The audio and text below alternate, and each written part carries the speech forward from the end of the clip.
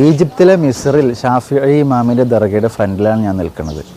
ഹിജ്റ 150 ഫലസ്തീനിലെ ഗസയിലാണ് ഷാഫി ഇമാം ജനിച്ചത്. 7-ാം വയസ്സിൽ ഖുർആൻ മനഃപ്പാഠമാക്കി. 15 വയസ്സ് ആയപ്പോഴേക്കും കർമ്മശാസ്ത്രത്തിൽ ഫത്വ കൊടുക്കാനുള്ള അറിവും നേടി. മദീനയിലെത്തി ഇമാം മാലിക് തങ്ങളോടൊപ്പം ചേർന്നു. ഹിജ്റ 195 ബഗ്ദാദിലേക്ക് പോയി അവിടെ 2 വർഷം താമസിച്ചു. ശേഷം മക്കയിലേക്ക് മടങ്ങി. ഹിജ്റ 198 വീണ്ടും ബഗ്ദാദിലേക്ക് പോയി. ശേഷം ഈജിപ്തിലേക്ക് തിരിക്കുകയും ഇവിടെ സ്ഥിരതാമസമാക്കുകയും ചെയ്തു.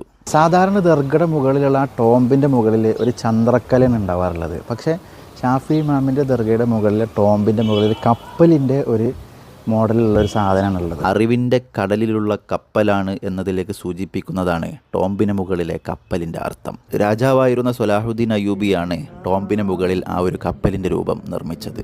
ലോകപ്രശസ്തമായ മിസ്രിലെ ഡെഡ് സിറ്റിക്ക് സമീപത്താണ് ഈ ദർഗ സ്ഥിതി ചെയ്യുന്നത്. അകത്തെ അപേക്ഷിച്ച് പുറത്ത് ഭംഗി കുറവാണ്.